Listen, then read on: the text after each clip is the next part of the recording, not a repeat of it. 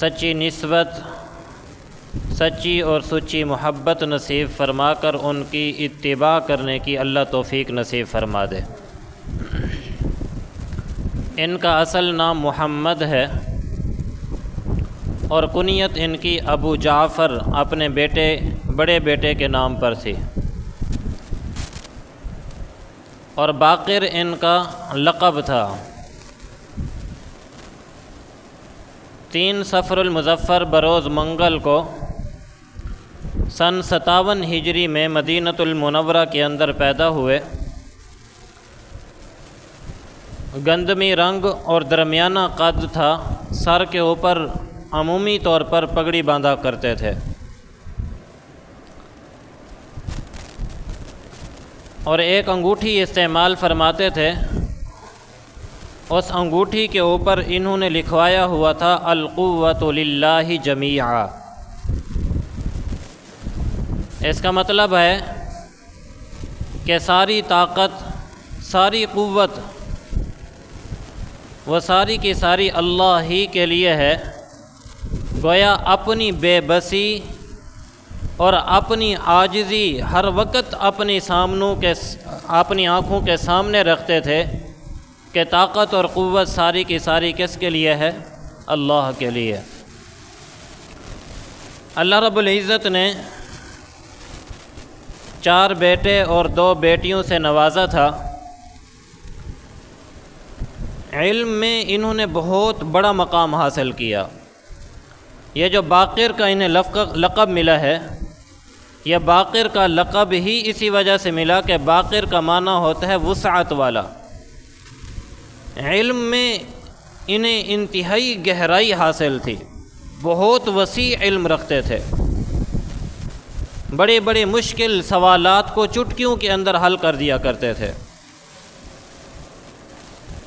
بلکہ علماء نے لکھا ہے کہ امام باقر رحمۃ اللہ علیہ امام المجتہد تھے، اور مدینۃ المنورہ میں ان کے پائے کا کوئی عالم اور نہیں تھا۔ ائمہ فقہاء میں ان کا شمار ہوتا تھا۔ ہمارے حضرت جی فرماتے ہیں کہ اگر کسی کو دیکھنا ہو تو اس کے شاگردوں کو دیکھ لو، اور ان کے شاگردوں میں امام اوزاعی جیسا شخص، امام ربیعۃ الرائے جیسا شخص، امام زہری جیسے محدث، امام اعظم ابو حنیفہ رحمۃ اللہ علیہ جیسے فقیہ ان کے شاگردوں کے اندر شمار ہوتے ہیں۔ آپ اسی سے اندازہ لگائیں کہ علم کے اندر اللہ تعالیٰ نے انہیں کتنا بڑا مقام عطا فرمایا تھا، یہاں تک کہ مدینۃ المنورہ میں یہ سید الفقہاء حجاز کے نام سے مشہور تھے کہ تمام فقیہوں کے سردار شمار کیے جاتے تھے۔ فقہ کے علاوہ قرآن کی تفسیر میں بھی بڑی مہارت ان کو حاصل تھی۔ مالک بن اعین جوہنی فرماتے ہیں کہ آپ اپنے زمانے میں واحد اور منفرد ہستی تھے کہ جنہیں علوم قرآن میں عجیب طرح سے دسترس حاصل تھی۔ گویا یوں لگتا ہے کہ آپ سرچشمہ علم تھے، اور آپ کی گفتگو سے علم کے موتی بکھرتے تھے۔ دور دور تک آپ کے علم کی شہرت تھی، حاضر دماغی، فی البدیہہ جواب دینا۔ اللہ تعالیٰ نے ایسا ملکہ عطا فرمایا تھا کہ دنیا میں بہت کم لوگوں کو ایسا ملکہ دیا جاتا ہے۔ میں 1-2 واقعے ان کے عرض کروں گا، اسی سے آپ اندازہ لگا لیں کہ اللہ تعالیٰ نے انہیں علم کے اندر کتنی پختگی اور حاضر دماغی نصیب فرمائی تھی۔ مشکل ترین سوال بھی چٹکیوں کے اندر حل کر دیا کرتے تھے۔ ہشام بن عبد الملک حج کے زمانے میں یہ بھی حج کرنے کے لیے آیا تو ان کے ساتھ حضرت امام نافع رحمۃ اللہ علیہ بھی تھے۔ یہ امام نافع رحمۃ اللہ علیہ حضرت عمر بن خطاب رضی اللہ تعالی عنہ کے آزاد کردہ غلام ہیں۔ حرم کے اندر انہوں نے دیکھا کہ بیت اللہ کے قریب ایک شخصیت بیٹھی ہوئی ہیں اور لوگ ان کے ارد گرد ہجوم کیے ہوئے ہیں۔ انہوں نے ہشام بن عبد الملک سے پوچھا کہ یہ کون شخص ہے؟ تو انہوں نے کہا کہ امام باقر رحمۃ اللہ علیہ۔ تو امام نافع رحمۃ اللہ علیہ کہنے لگے کہ میں آج ان سے ایسے سوالات کروں گا کہ ان سوالات کا جواب دینا انتہائی مشکل کام ہے۔ ہشام نے کہا کہ ٹھیک ہے، جاؤ تم بھی ان سے سوال جا کر پوچھ سکتے ہو تو پوچھو۔ امام نافع رحمۃ اللہ علیہ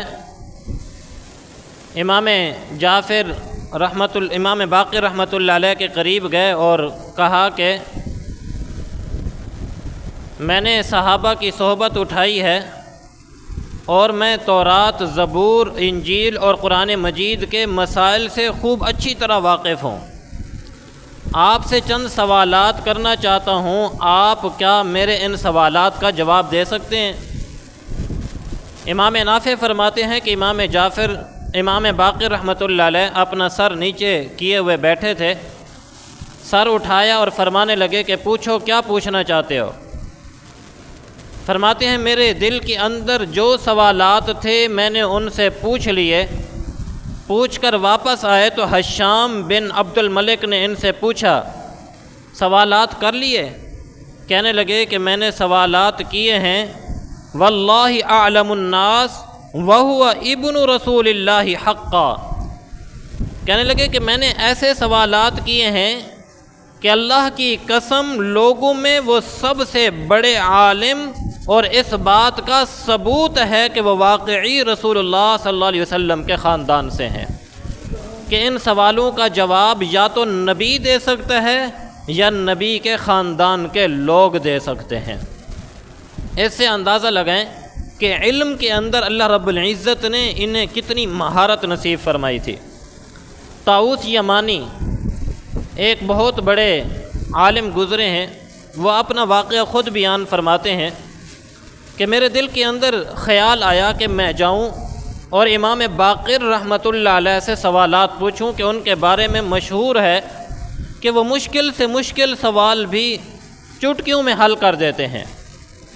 فرماتے ہیں کہ میں امام باقر رحمۃ اللہ علیہ کی مجلس میں حاضر ہوا اور میں نے جا کر ان سے سوالات پوچھے اور کہا کہ اگر آپ کی اجازت ہو تو میں کچھ سوالات پوچھوں؟ فرمانے لگے کہ بالکل پوچھو، تمہیں اجازت ہے۔ کہا کہ پہلا میرا سوال یہ ہے کہ حضرت آدم علیہ السلام کا نام آدم کیوں رکھا گیا؟ عجیب سوال تھا، لیکن اس سے بھی زیادہ عجیب جواب انہوں نے دیا۔ کہا کہ آدم عدیم سے بنا ہے، اور عدیم کہتے ہیں کہ زمین کا وہ حصہ، وہ تہ جو جم جاتی ہے اس کو عدیم کہا جاتا ہے۔ آدم عدیم سے بنا ہے اور حضرت آدم علیہ السلام کا جو خمیر تیار ہوا ہے وہ نچلی زمین کی اس تہ سے مٹی لی گئی جس سے حضرت آدم علیہ السلام کی یعنی پتلا بنایا گیا، ان کی شخصیت بنائی گئی، اس وجہ سے ان کو آدم کہا گیا ہے۔ انہوں نے کہا اچھا یہ تو سوال حل ہو گیا، دوسرا سوال بھی ہے۔ کہا کہ پوچھو۔ میرا دوسرا سوال یہ ہے کہ حوا کو حوا کیوں کہتے ہیں؟ اب یہ بھی عجیب سوال تھا۔ فرمانے لگے کہ حوا یہ حی سے مشتق ہے، یعنی اس سے بنا ہے، اور حی کا معنی عربی کے اندر ہوتا ہے زندہ۔ یہ بھی کیونکہ زندہ انسان حضرت آدم کی بائیں پسلی سے پیدا کی گئیں، اس لیے ان کو حوا کہا جاتا ہے۔ بڑے حیران ہوئے، کہنے لگے کہ ایک اور سوال بھی ہے۔ کہا کہ پوچھو، کیا پوچھنا چاہتے ہو؟ کہا کہ میرا سوال یہ ہے کہ ابلیس کو ابلیس کیوں کہتے ہیں؟ اس کا نام ابلیس کیوں رکھا گیا؟ تو فرمانے لگے ابلیس کا معنی ہوتا ہے مایوس ہونے والا، یہ اپنے رب کی رحمت سے مایوس ہو چکا، اس وجہ سے اس کو ابلیس کہا جاتا ہے۔ کہا کہ ایک اور سوال بھی ہے کہ جن کو جن کیوں کہا جاتا ہے؟ فرمانے لگے کہ جن کا معنی ہوتا ہے چھپی ہوئی چیز، یہ کیونکہ انسانوں سے چھپے ہوئی مخلوق ہے اس وجہ سے اس کو جن کہا جاتا ہے۔ پھر پوچھا کہ حضرت وہ کون سا جھوٹ ہے جو اس دنیا کے اندر سب سے پہلا بولا گیا؟ فرمانے لگے کہ سب سے پہلا جھوٹ شیطان نے بولا تھا اللہ رب العزت کے دربار کے اندر، کہ جب اللہ نے حضرت آدم کو پیدا کیا تو کہنے لگا انا خیر، میں اس سے بہتر ہوں، خلقتنی من نار و خلقتہ من طین۔ یہ اس نے سب سے پہلا جھوٹ بولا تھا کہ میں آدم سے افضل ہوں، اور بولنے والا بھی کون تھا؟ شیطان مردود تھا۔ اس نے پھر سوال پوچھا طاؤوس یمانی نے کہ اس رسول کے بارے میں بتائیں کہ جس کو اللہ نے بھیجا، لیکن وہ رسول نہ انسانوں میں سے ہیں، نہ جنات میں سے ہیں، نہ فرشتوں میں سے ہے، لیکن اس کا تذکرہ اللہ رب العزت نے قرآن میں بھی کیا ہے۔ وہ رسول نہ انسانوں میں سے ہیں، نہ جنات میں سے، اور نہ ہی فرشتوں میں سے، لیکن اللہ نے اس رسول کا تذکرہ قرآن میں بھی کیا ہے۔ تو امام باقر رحمۃ اللہ علیہ فرمانے لگے کہ رسول سے مراد بھیجے جانے والی چیز، ہر بھیجے جانے والی چیز کو رسول کہا جاتا ہے۔ تو اس سے مراد وہ قوہ ہے جو اللہ رب العزت نے قابیل کے پاس بھیجا تھا کہ جب اس نے اپنے بھائی حابیل کو قتل کر ڈالا کہ میں اپنے بھائی حابیل کو کیسے دفن کروں، تو اللہ رب العزت نے اس کوے کو بھیجا کہ تاکہ دکھا سکے کہ بھائی کو کیسے دفن کرنا ہے۔ تو اس رسول سے مراد وہ کوہ ہے۔ اس نے پھر سوال پوچھا کہ وہ کون سی چیز ہے جو گھٹتی بھی ہے بڑھتی بھی ہے؟ فرمانے لگے کہ وہ چاند ہے جو گھٹتا بھی ہے بڑھتا بھی ہے۔ پھر سوال کیا کہ وہ کون سی چیز ہے جو گھٹتی تو ہے لیکن بڑھتی نہیں؟ فرمانے لگے کہ انسان کی عمر ہے، یہ گھٹتی تو ہے لیکن بڑھتی نہیں ہے۔ پھر سوال پوچھا کہ وہ کون سی چیز ہے کہ جو نہ گھٹتی ہے نہ بڑھتی ہے، ایک ہی حالت کے اندر رہتی ہے؟ فرمانے لگے کہ وہ سمندر ہے، نہ گھٹتا ہے نہ بڑھتا ہے، ایک ہی حالت کے اندر رہتا ہے۔ پھر سوال پوچھا کہ وہ کون لوگ ہیں کہ جن کی گواہی تو سچی تھی لیکن خود وہ جھوٹے تھے، اور اللہ نے ان کا تذکرہ بھی قرآن کے اندر کیا ہے۔ تو امام باقر رحمۃ اللہ علیہ فرمانے لگے کہ یہ منافقین تھے کہ جن کی گواہی تو سچی تھی لیکن خود جھوٹے تھے۔ اللہ قرآن میں فرماتے ہیں اذا جاءک المنافقون قالوا نشہد انک لرسول اللہ، اے میرے پاک پیغمبر، یہ منافق آپ کے پاس آتے ہیں اور اس بات کی گواہی دیتے ہیں کہ آپ اللہ کے رسول ہیں۔ واللہ یشہد انک لرسول، اللہ بھی اس بات پر گواہ ہے کہ واقعی آپ سچے ہیں، ان کی گواہی سچی ہے، آپ اللہ کے رسول ہیں، لیکن ہیں کون؟ منافق اور کذاب لوگ ہیں۔ تو تھے تو جھوٹے لیکن گواہی انہوں نے کیا دی؟ سچی دی۔ پھر سوال کیا کہ حضرت ایسے طائر کے بارے میں بتائیں کہ جو نہ اس سے پہلے کبھی اڑا نہ اس واقعے کے بعد پھر کبھی اڑا ہے۔ ایسے طائر کے بارے میں بتائیں جو نہ اس سے پہلے کبھی اڑا نہ اس واقعے کے بعد کبھی اڑا ہے، وہ صرف ایک ہی مرتبہ اڑا ہے۔ تو امام باقر رحمۃ اللہ علیہ فرمانے لگے کہ طائر سے مراد ہر وہ چیز جو اڑائی گئی ہو۔ فرمانے لگے کہ اس سے مراد طور سینا ہے، حضرت موسیٰ علیہ الصلاۃ والسلام جس پہاڑ کے قریب جا کر رب تعالیٰ سے گفتگو فرمایا کرتے تھے، ہم کلامی کا شرف حاصل کیا کرتے تھے۔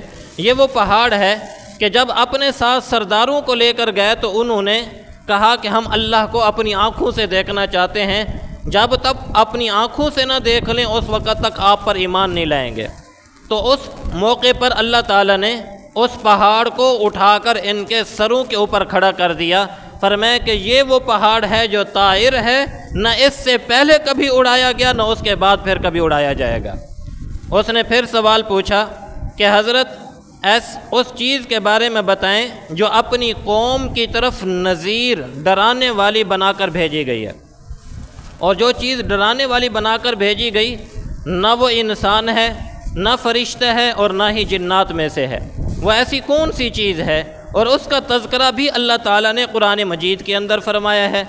تو امام باقر رحمۃ اللہ علیہ فرمانے لگے کہ وہ چیونٹی ہے حضرت سلیمان علیہ الصلاۃ والسلام کے دور کی، کہ جب حضرت سلیمان علیہ الصلاۃ والسلام کے لشکر کو اس نے دیکھا تو اپنی قوم کو کہنے لگے یا ایھا النمل ادخلوا مساکنکم لا یحطمنکم سلیمان وجنودہ وہم لا یشعرون، کہ اے چونٹیوں اپنی اپنی بلوں کے اندر داخل ہو جاؤ، اب یہ نہ انسانوں میں سے ہے اور نہ ہی جنات میں سے نہ ہی فرشتوں میں سے، لیکن اللہ تعالیٰ نے اسے اپنی قوم کی طرف نذیر بنا کر بھیجا۔ پھر اس نے سوال کیا کہ وہ کون سی چیز ہے جس کے خلاف جھوٹ بولا گیا، جس کے خلاف جھوٹ بولا گیا، حالانکہ وہ چیز نہ انسان تھی، نہ ہی جنات میں سے تھی، نہ ہی فرشتوں میں سے تھی، لیکن اللہ تعالیٰ نے اس کا تذکرہ قرآن میں فرمایا۔ تو فوراً امام باقر رحمۃ اللہ علیہ فرمانے لگے کہ یہ وہ بھیڑیا ہے جس کے متعلق حضرت یوسف کے بھائیوں نے اپنے باپ حضرت یعقوب کے سامنے قسم کھا کے کہا تھا کہ ان کو بھیڑیا کھا گیا ہے۔ اب یہ جھوٹی بات تھی جو اس بھیڑیے کی طرف منسوب کی گئی، حالانکہ بھیڑیے نے تو کھایا بھی نہیں تھا۔ پھر انہوں نے سوال کیا کہ وہ کون سی چیز ہے جس کا تھوڑا تو حلال ہے، تھوڑا تو حلال ہے لیکن زیادہ حرام ہے، اور اس کا تذکرہ بھی اللہ تعالیٰ نے قرآن میں کیا ہے۔ تو انہوں نے فرمایا کہ حضرت طالوت علیہ السلام جب جہاد کے لیے جا رہے تھے تو اللہ رب العزت نے ان کو فرمایا تھا کہ تمہارے لیے 1 چلو یا 2 چلو پانی پینے کی تو اجازت ہے، وہ تو تمہارے لیے حلال ہے، زیادہ پانی پیو گے تو یہ تمہارے لیے حرام ہے۔ تو تھوڑا تو اللہ نے ان کے لیے حلال رکھا لیکن زیادہ کو ان کے اوپر حرام رکھا۔ پھر پوچھا کہ حضرت وہ کون سی صلاۃ ہے جو بغیر وضو کے بھی ہو جاتی ہے، وہ کون سی صلاۃ ہے جو بغیر وضو کے بھی ہو جاتی ہے؟ فرمانے لگے کہ وہ صلاۃ سے مراد درود شریف ہے جو بغیر وضو کے بھی ادا ہو جاتا ہے۔ پھر پوچھا کہ حضرت وہ کون سا روزہ ہے جو کھانے پینے سے بھی نہیں ٹوٹا ہے؟ اور اس روزے کا تذکرہ بھی اللہ تعالیٰ نے قرآن میں فرمایا ہے۔ فرمایا کہ حضرت مریم کا روزہ تھا کہ جب وہ اپنے بیٹے حضرت عیسیٰ علیہ السلام کو اپنی گود میں اٹھا کر اپنی قوم کے پاس لے گئی تو قوم نے پوچھا کہ یہ کس کو لے کر آئی ہے؟ تو انہوں نے فرمایا تھا فلن اکلم اليوم انی نذرت لک ما فی بطنی محررا فتقبل منی، کہ میں نے نظر مانی تھی اور یہ نظر بھی مانی ہے کہ میں بات نہیں کروں گی۔ تو اس موقع پر سیدنا حضرت عیسیٰ علیہ السلام نے ماں کی گود کے اندر گفتگو فرمائی تو فرمایا کہ یہ وہ روزہ تھا جو کھانے پینے سے تو نہیں ٹوٹتا تھا لیکن بات کرنے سے کیا ہو جاتا تھا؟ ٹوٹ جاتا تھا۔ پھر فرمایا کہ وہ کون سی ایسی چیز ہے؟ فرمایا کہ جو بے جان ہے لیکن اس نے بیت اللہ کا طواف کیا ہے، بے جان ہے لیکن اس نے بیت اللہ کا طواف کیا ہے۔ فرمانے لگے وہ حضرت نوح علیہ السلام کی کشتی ہے جس نے بے جان ہونے کے باوجود بیت اللہ کا طواف کیا ہے۔ تو اس سے آپ اندازہ لگائیں کہ اللہ رب العزت نے امام باقر رحمۃ اللہ علیہ کو علم کے اندر کتنی مہارت نصیب فرمائی تھی۔ اب ایک عام عالم، ایک عام ذہن اس کی گہرائی کو پہنچ ہی نہیں سکتا ہے۔ یہ وہی آدمی اس کا جواب دے سکتا ہے جس کو قرآن کے اوپر اور احادیث کے اوپر اور شریعت کے اوپر اور تاریخ اسلام کے اوپر انتہائی مہارت حاصل ہو اور حاضر دماغی دیکھیے کہ فوراً ان چیزوں کا جواب بڑی آسانی کے ساتھ دے دیا۔ تو امام باقر رحمۃ اللہ علیہ کو یہی وجہ تھی کہ باقر کا لقب ملا کہ علم کے اندر اللہ رب العزت نے انہیں بڑی مہارت نصیب فرمائی تھی۔ ایک مرتبہ حج کرنے کے لیے تشریف لے گئے تو جیسے ہی بیت اللہ کے اوپر ان کی نظر پڑی تو اس قدر روئے کہ ان کی چیخیں نکل گئیں۔ ساتھ بیٹے بھی تھے، عرض کرنے لگے کہ ابا جی آپ کے رونے کی وجہ سے لوگ آپ کی طرف دیکھ رہے ہیں، متوجہ ہو رہے ہیں۔ تو فرمانے لگے کہ بیٹا میں کیوں نہ روؤں، اور میں اس لیے رو رہا ہوں کہ شاید میرے اس رونے پر اللہ کو ترس آ جائے اور اللہ کی رحمت کی نظر پڑ جائے اور کل قیامت کے دن میں کامیاب لوگوں میں شامل ہو جاؤں، میں اس وجہ سے رو رہا ہوں۔ بیت اللہ کا طواف کیا، طواف کر لینے کے بعد مقام ابراہیم پر 2 رکعت نماز پڑھی تو سجدے کے اندر پھر رونا شروع کر دیا۔ اتنا روئے کہ لوگوں کو ترس آنے لگا۔ جب ان کو اٹھایا گیا تو نیچے زمین ان کے آنسوں سے تر ہو چکے تھے۔ تو اس قدر اللہ رب العزت کے سامنے رونے والے تھے۔ عمر بن عبدالعزیز ایک نیک بادشاہ گزرے ہیں، ان کے پاس ایک مرتبہ تشریف لے گئے۔ عمر بن عبدالعزیز رحمۃ اللہ علیہ خود بھی نیک انسان تھا۔ اس نے امام باقر رحمۃ اللہ علیہ سے عرض کی کہ حضرت مجھے کچھ نصیحت فرما دیجئے۔ تو امام باقر رحمۃ اللہ علیہ نے بڑی خوبصورت نصیحت فرمائی، چند جملوں کے اندر پوری بات سمیٹ دی۔ فرمایا اوصیک بتقوی اللہ، میں تمہیں وصیت کرتا ہوں اللہ سے ڈرنے کی۔ اور دوسری بات فرمائی واتخذ الکبیر ابا، فرمایا کہ اپنے سے جو عمر میں بڑا ہو اس کو اپنا باپ بنا لو، والصغیر ولدا، اور عمر میں جو چھوٹا ہو اس کو اپنا بیٹا سمجھو، والرجل اخا، جو عمر میں تمہارے برابر ہو اس کو اپنا بھائی بنا لو، دنیا کے اندر تمہارا عدل اور انصاف قائم ہو جائے گا۔ واقعتاً عمر بن عبدالعزیز رحمۃ اللہ علیہ فرمانے لگے کہ حضرت آپ کی اس نصیحت کے اندر بہت بڑی چیز چھپی ہوئی ہے، گویا کہ آپ نے تو ان چیزوں کے اندر ساری چیزیں ہی سمیٹ کر رکھ دی ہیں۔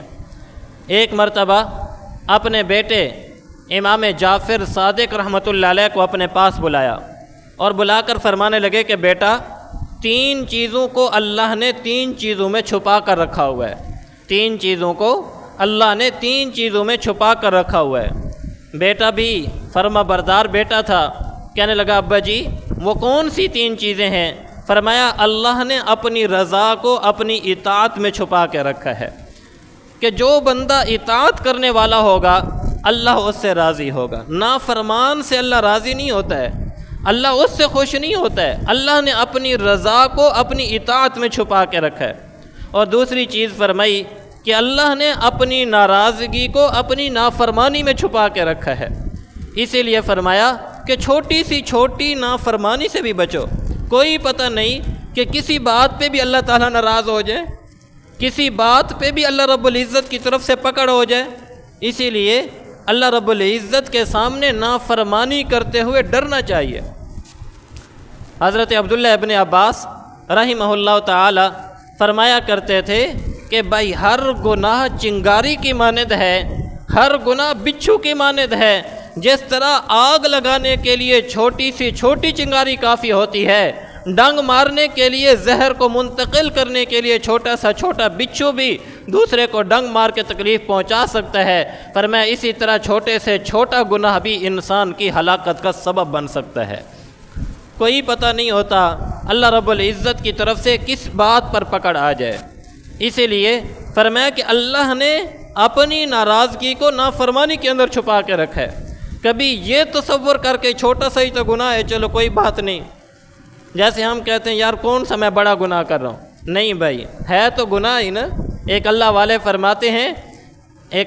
فرماتے ہیں کہ اے انسان یہ مت دیکھ کہ گناہ چھوٹا ہے یا بڑا ہے، یہ دیکھ کہ تو نافرمانی کس ذات کی کر رہا ہے، تو نافرمانی کس ذات کی کر رہا ہے۔ اس لیے یہ نہیں دیکھنا چاہیے کہ میں گناہ بڑا کر رہا ہوں یا چھوٹا کر رہا ہوں، بلکہ یہ دیکھنا چاہیے کہ میں نافرمانی کس ذات کی کر رہا ہوں۔ تو فرمایا کہ اللہ رب العزت نے اپنی ناراضگی نافرمانی کے اندر چھپا کے رکھی ہے۔ اور تیسری بات تو بڑی ہی عجیب فرمائی، اور فرمایا تیسری بات کہ اللہ رب العزت نے اپنے بندوں کی ولایت کو اپنے بندوں کے اندر چھپا کے رکھا ہوا ہے، کوئی پتہ نہیں کہ کون اللہ کا بندہ اللہ کا ولی ہے، عام انسان ہی ہوتے ہیں لیکن پتہ نہیں ہوتا وہ اللہ رب العزت کے ہاں کس مقام اور مرتبے پر ہوتے ہیں۔ اسی لیے فرمایا کہ کسی بھی انسان کو حقیر مت سمجھو، کیا پتہ وہ اللہ رب العزت کا ولی ہو اور تم اس کو حقیر سمجھ رہے ہو، وہ اللہ رب العزت کا دوست ہو اور تم اس کو حقیر سمجھ رہے ہو۔ ایک اللہ کے ولی کے پاس ایک شخص آیا اور آ کے کہنے لگا کہ حضرت آپ اچھے ہیں یا آپ کا یہ کتا آپ سے بہتر ہے، آپ اچھے ہیں یا آپ کا کتا آپ سے بہتر ہے؟ فرمانے لگے ابھی تو میں کچھ کہہ نہیں سکتا، اگر میری موت تک تم زندہ رہو اور موت کا وقت قریب آ جائے تو پھر میرے پاس آنا، میں اس کا جواب تمہیں دے دوں گا۔ پتہ چلا کہ حضرت کا آخری وقت ہے، یہ ان کے پاس تشریف لے گئے اور پھر سوال کیا کہ حضرت بتائیے نا اب کہ آپ بہتر ہیں یا آپ کا کتا آپ سے بہتر ہے؟ فرمانے لگے کہ اگر میرا خاتمہ ایمان پر ہو گیا تو میں اس کتے سے بہتر ہوں، اور اگر میرا خاتمہ ایمان پہ نہ ہوا تو پھر یہ کتا مجھ سے کہیں زیادہ بہتر ہے۔ تو اللہ رب العزت نے اپنی ولایت اپنے بندوں پتہ نہیں ہوتا، بعض اوقات ایک آدمی گناہ گار ہوتا ہے وقتی طور پر، لیکن اللہ رب العزت بعض اوقات اس کو ایسی توبہ کی توفیق نصیب فرما دیتے ہیں کہ وہ بڑے بڑے ولیوں سے بھی آگے بڑھ جاتا ہے۔ ایسی پکی سچی توبہ کر لیتا ہے کہ اللہ رب العزت اسے بلند مقام پر پہنچا دیتے ہیں۔ بنی اسرائیل کے اس گناہ گار کا واقعہ تو آپ نے کئی مرتبہ سنا ہی ہوگا کہ جن کو قوم نے گھر سے باہر نکال دیا کہ تم بدکار ہو، تم گناہ گار ہو، نکل جاؤ یہاں سے، دفع ہو جاؤ۔ اب یہ بیچارہ گھر سے نکل تو گیا، جنگل بیابان کے اندر کچھ دن کھانے پینے کے اوپر گزارا کرتا رہا، لیکن چند دن کے بعد جب وہ کھانا پینا ختم ہو گیا، کوئی پوچھنے والا نہیں، کوئی خیال رکھنے والا نہیں، تو بیمار پڑ گیا اور آخر اسے اپنی موت نظر آنے لگی۔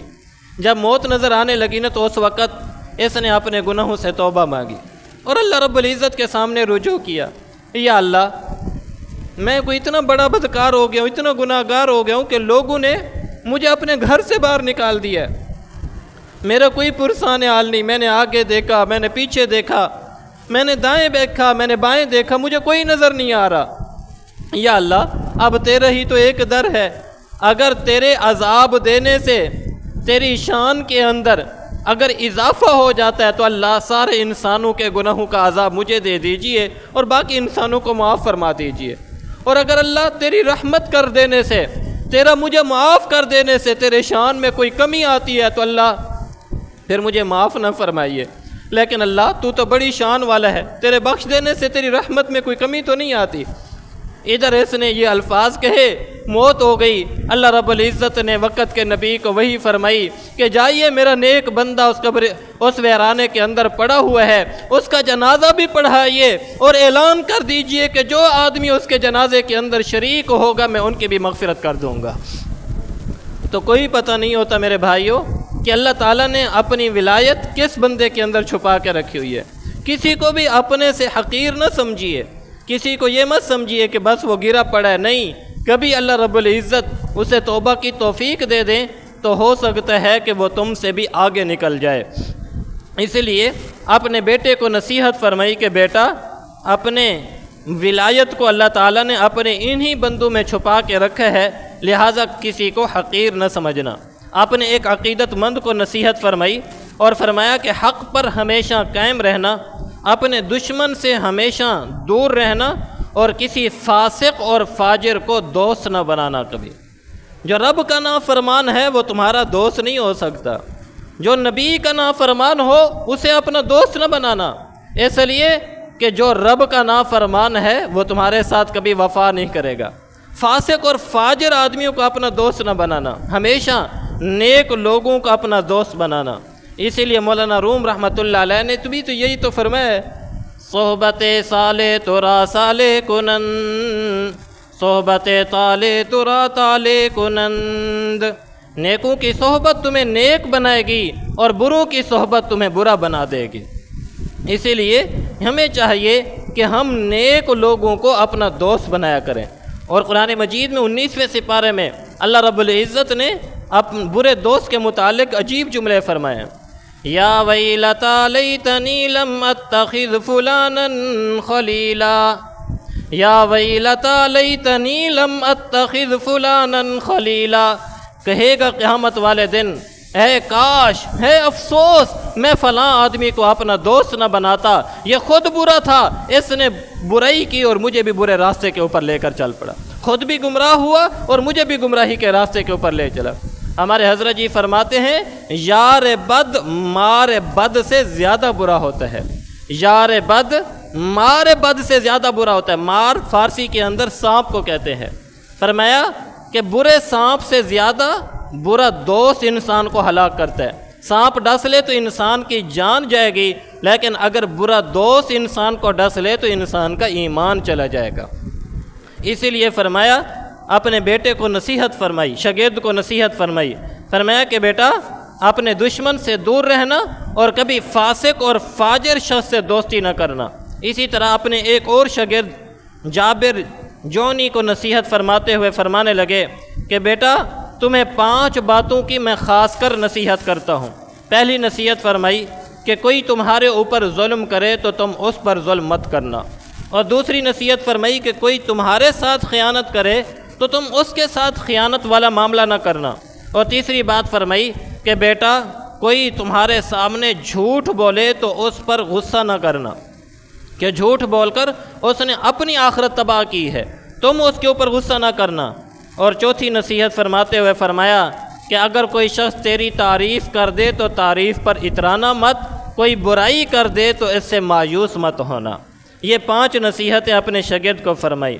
اور علم کے بارے میں فرمایا کہ علم حاصل کرو کہ اس کا سیکھنا جنت ہے، اس کے حاصل کرنے کے لیے کہیں جانا عبادت ہے، اس علم کا یاد کرنا تسبیح ہے، اور اس کی تحقیق میں پڑھنا جہاد ہے، اور اس کا ادب کرنا صدقہ ہے، اور یہ جنت کے راستوں کا نشان ہے۔ وحشت میں دل بہلانے والا، تنہائی میں ساتھی، خوشی میں رہبر، دکھ میں مددگار، اور دشمن کے اوپر ہتھیار ہے۔ اور فرمایا علماء وقت کے امام ہوتے ہیں، ان کے کاموں کی اتباع کرنی چاہیے، ان کے نقش قدم پر چلنا چاہیے۔ اور فرمایا کہ یہ علماء اللہ کے ایسے برگزیدہ لوگ ہوتے ہیں کہ خشکی اور تری میں رہنے والی مخلوق، یہاں تک کہ سمندر میں رہنے والی مچھلیاں، جنگل کے اندر رہنے والے درندے تک ان علماء کے لیے مغفرت کی دعا فرماتے ہیں، کیونکہ خود بھی صاحب علم تھے تو صاحب علم کے مقام اور مرتبے کو بھی اچھی طرح سے پہچانتے تھے۔ اور ایک اور نصیحت فرمایا کہ بیٹا، پیٹ اور شرمگاہ کی پاک دامنی یہ 1000 عبادتوں سے زیادہ فضیلت رکھتی ہے۔ پیٹ اور شرمگاہ کی پاک دامنی کہ اس سے کہیں گناہ نہ ہو جائے، یہ پاک رہیں تمہارے تو تمہاری باقی عبادتوں سے یہ زیادہ فضیلت رکھتی ہے۔ اور فرمایا آدمی کے عیب زدہ ہونے کے لیے یہی بات کافی ہے کہ انسان اپنے عیبوں سے غافل ہو کر دوسرے کے عیبوں کے پیچھے پڑ جائے۔ اپنے عیب دیکھتے نہیں ہیں اور دوسروں کے عیبوں کے پیچھے پڑے ہوئے ہوں تو سمجھ لیجئے کہ یہ آدمی خود عیب زدہ ہے، اسے اپنی فکر نہیں، بس دوسروں کے یہ دامن اچھالتا ہے، دوسروں کے گریبانوں کے اندر جھانکنے کی کوشش کرتا ہے۔ اور نصیحت کرتے ہوئے فرمایا کہ گھٹیا لوگوں کا ہتھیار بد کلامی ہوتا ہے۔ وہ جب بھی بات کریں گے نا دوسروں کو گالیاں بکیں گے، کسی سے بات کریں گے بکواس کریں گے، کسی کے سامنے بات کریں گے تو اکھڑ پن سے بات کریں گے۔ فرمایا کہ یہ گھٹیا لوگوں کی عادت ہوتی ہے کہ ان کی زبان کے اندر تیزی ہوتی ہے، بد کلامی ہوتی ہے۔ آج تو بڑے فخر سے ایک دوست دوسرے دوست کو ملتا ہے نا تو گالیاں دیتا ہے بڑے فخر سے، اور اس کو کوئی عیب بھی نہیں سمجھا جاتا ہے۔ کتنی عجیب بات ہے کہ اب گالی بھی مذاق بن گیا ہے، حالانکہ مذاق کے اندر بھی گالی دینا گالی ہی دینا ہے، گناہ ہے، حرام ہے، گناہ کبیرہ ہے۔ اللہ کے پیارے حبیب صلی اللہ علیہ وآلہ وسلم نے ہر چیز کو گالی دینے سے منع فرمایا، یہاں تک کہ فرمایا کہ کسی مرغ کو بھی گالی مت دو، یہ مرغ لوگوں کو نماز کے لیے اٹھاتا ہے، نماز کے لیے جگاتا ہے۔ فرمایا مرغ کو بھی گالی مت دو، چاہے جائے کہ انسان کو گالی دے، چاہے جائے کہ کوئی انسان کسی جانور کو گالی دے۔ فرمایا کہ نہیں، انسان کو یہ زیبا نہیں ہے کہ وہ بد کلامی کرے، اپنی زبان کو فحش چیزوں کے لیے استعمال فرمائے یہ گھٹیا لوگوں کا وتیرہ ہوتا ہے۔ اور فرمایا اللہ اکبر کبیرہ کہ سستی سے اور اکتاہٹ سے اپنے آپ کو بچا کے رکھنا۔ یہ سستی عبادت میں پیدا ہو جائے یا کام میں پیدا ہو جائے تو پھر انسان کسی کھاتے کا نہیں رہتا ہے، سست انسان کسی کام کا نہیں ہوتا۔ ہمارے حضرت جی دامت برکاتہم العالیہ فرماتے ہیں کہ انسان کے راستے میں رکاوٹ اس وقت جو سب سے بڑی چیز ہے وہ انسان کی سستی ہے۔ پڑا رہے گا، عبادت کے لیے اپنے آپ کو تیار نہیں کرے گا، اپنے نفس کے خلاف مجاہدہ نہیں کرے گا، دل نہیں کر رہا نا اٹھنے کو تو نہیں اٹھے گا، پڑا رہے گا۔ تو یہ سستی اور اکتاہٹ، یعنی بعض اوقات کئی دفعہ ایسا ہوتا ہے کہ تسبیحات کرتے کرتے مراقبہ کرتے کرتے انسان اکتا جاتا ہے، تھک جاتا ہے، پر میں اکتانا بھی نہیں۔ ہمارے حضرت فرماتے ہیں اتنی عبادت کرو کہ کرتے کرتے تھک جاؤ اور تھک کے پھر عبادت کرنا شروع کر دو، اتنی اللہ کے سامنے عبادت کرو۔ اور یہی حال امام باقر رحمۃ اللہ علیہ کا تھا، کثرت سے عبادت کیا کرتے تھے۔ ان کے بارے میں آتا ہے کہ روزانہ 150 رکعت نفل نماز اللہ کے حضور پڑھا کرتے تھے، اور اتنی کثرت سے سجدے کرتے تھے کہ ان کی پیشانی اور ناک کے اوپر نشان پڑ گیا تھا۔ ان کے بیٹے امام جعفر صادق فرماتے ہیں کہ ایک مرتبہ رات کو آنے میں والد صاحب نے بڑی دیر کر دی، تو میں تلاش کرتے کرتے مسجد کے اندر پہنچا تو دیکھا کہ مسجد سارے نمازیوں سے خالی ہو چکی تھی، اور والد محترم ایک کونے کے اندر نماز پڑھ رہے تھے اور سجدے میں سر رکھے ہوئے اللہ رب العزت کے سامنے دعا کر رہے تھے۔ فرماتے ہیں کہ میں نے سنا تو ان الفاظ سے دعا کر رہے تھے، سبحانک اللہم انت ربی حقا، اللہ آپ کی ذات پاک ہے اور آپ ہی میرے سچے رب ہیں۔ سبحان اللہ، سبحانک اللہم انت ربی حقا، اللہ آپ کی ذات پاک ہے، آپ ہی میرے سچے رب ہیں۔ اور پھر فرمایا سجدت لک یا رب تعبدا و رقا، اللہ تیری بندگی اور تیری غلامی میں نے اپنا سر تیرے سامنے رکھا ہوا ہے۔ اللہم انی عملی ضعیف، اللہ میرا عمل تو کمزور ہے، فضاعفہ لی، لیکن یا اللہ تیری رحمت کے آگے کیا ہے، تو میرے اس کمزور عمل کو بھی 2 گنا فرما دی۔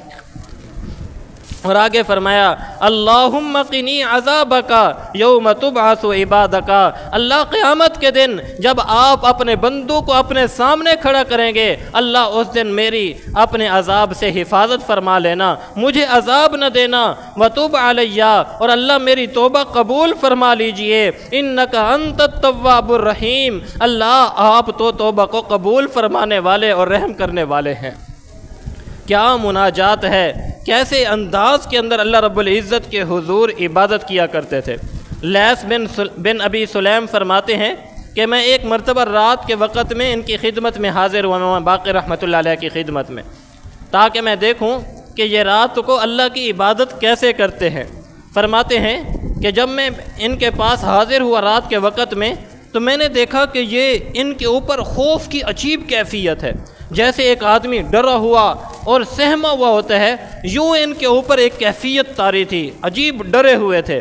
اور فرماتے ہیں کہ آدھی رات کا وقت ہوا، انہوں نے مصلی بچھایا اور اللہ کے سامنے آہوزاری کرنا شروع کر دی، رونا شروع کر دیا، اور کہہ رہے تھے امرتنی فلم آتمر وزجرتنی فلم ازدجر ھذا عبدک، اے اللہ تو نے مجھے حکم دیا، میں نے تابعداری نہ کی، اللہ تو نے مجھے روکا، میں نہ رکا، اللہ یہ تیرا بندہ بین یدیک ولا اعتذر، تیرے سامنے حاضر ہے، سراپا مجرم ہے، اللہ اس کے پاس کوئی عذر نہیں، اللہ تو اپنی رحمت سے اپنے اس بندے کو معاف فرما دے۔ آپ اندازہ لگائیے کہ جن کے کھاتے میں کوئی گناہ ہی نہیں، وہ اپنے گناہوں کو، ان کے گناہ کیا تھے، کوئی گناہ ہی نہیں تھا، پاک ہستیاں، صاف ہستیاں، لیکن اللہ رب العزت کا خوف، اللہ رب العزت کا ڈر اور اللہ رب العزت کے سامنے رونا، اللہ کے سامنے گڑ گڑانا کس قدر تھا۔ والدین کی خدمت کو اپنے لیے سعادت سمجھتے تھے، اتنا بڑا مقام اور اتنا بڑا رتبہ ہونے کے باوجود بھی فرماتے ہیں کہ ان کے بارے میں آتا ہے کہ ماں بوڑھی ہو چکی تھی، اور ان کی ماں حضرت ابوبکر صدیق رضی اللہ تعالی عنہ کی پوتی تھی، حضرت ام فروہ، یہ ان کی والدہ تھی۔ تو فرماتے بوڑھی ہو گئی تھی تو بعض عورتوں کے سر میں جوئیں پڑ جاتی ہیں نا، تو اتنا بڑا مقام اور مرتبہ ہونے کے باوجود اپنی ماں کے سر کے اندر خود کنگھی ڈالتے تھے، کرتے تھے، اور ماں کے سر سے خود جوئیں نکالا کرتے تھے، اتنا بڑا مقام اور مرتبہ ہونے کے باوجود بھی۔ اللہ اکبر کبیرہ۔ اور صحابہ کرام سے عشق کی حد تک محبت تھی، عشق کی حد تک اتنی محبت فرماتے تھے کہ جو شخص بھی شیخین یعنی حضرت ابوبکر صدیق اور حضرت عمر فاروق رضی اللہ تعالی عنہ کے مقام اور مرتبے کو نہیں پہچانتا، وہ اللہ کے نبی صلی اللہ علیہ وسلم کی سنت کی حقیقت کو نہیں سمجھتا ہے، وہ سمجھ ہی نہیں سکتا ہے، اس لیے کہ حضرت ابوبکر صدیق اور حضرت عمر فاروق رضی اللہ تعالی عنہ میرے محبوب نبی صلی اللہ علیہ وسلم کے یار ہیں، اور آج تک اللہ کے نبی صلی اللہ علیہ وسلم نے انہیں اپنے ساتھ روزے کے اندر اپنے ساتھ سلایا ہوا ہے۔ اور ایک اور مقام پہ فرمایا کہ ابوبکر اور عمر رضی اللہ تعالی عنہما تو ہدایت کے امام اور پیشوا ہیں۔ اللہ اکبر کبیرہ۔ کس قدر ان کے دلوں کے اندر صحابہ کی محبت بیٹھی ہوئی تھی، اور صحابہ بھی ان سے بڑی محبت فرماتے تھے۔ ان کے زمانے میں حضرت جابر بن عبداللہ رضی اللہ تعالیٰ عنہ صحابی زندہ تھے، یہ ان سے ملنے کے لیے گئے تو فرمانے لگے کہ چچا جان آپ اللہ کے نبی صلی اللہ علیہ وسلم کے صحابی ہیں، کوئی حدیث مجھے سنا دیجئے۔ پوچھا کہ کون آئے ہو؟ کہنے لگے، اپنا نام بتایا، محمد بن علی بن حسین، کہ میں امام باقر ہوں، حضرت امام زین العابدین کا بیٹا، اور امام زین العابدین آگے حضرت امام حسین کے بیٹے تھے۔ تو جب یہ نام لیا نا تو یہ آنکھوں سے نابینا ہو چکے تھے حضرت جابر بن عبداللہ رضی اللہ تعالیٰ عنہ، نظر نہیں آتا تھا۔ فرمانے لگے بیٹا قریب ہو جاؤ۔ جب قریب ہوئے تو ان کے یہ جو بٹن ہوتے ہیں نا، یہ بٹن کھولے اور اپنا ہاتھ ان کے سینے کے اوپر قمیض کے اندر ڈال کے رکھا، اور فرمانے لگے کہ بیٹا تمہارے سینے کے اوپر ہاتھ رکھ کے مجھے نبی علیہ الصلوۃ والسلام کی خوشبو محسوس ہو رہی ہے، مجھے لذت محسوس ہو رہی ہے۔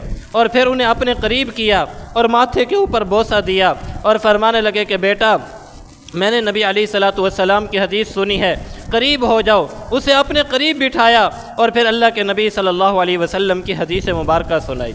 یہ وہ لوگ تھے جو صحیح معنوں میں اور سچے معنوں میں ایک دوسرے کے ساتھ محبت اور تعلق رکھنے والے لوگ تھے۔ دعا ہے اللہ تعالیٰ سے، اللہ تعالیٰ ہم سب کو بھی اہل بیت کے ساتھ سچی محبت اور ان کی کامل اتباع کی توفیق نصیب فرمائے۔ وآخر دعوانا الحمد للہ رب العالمین۔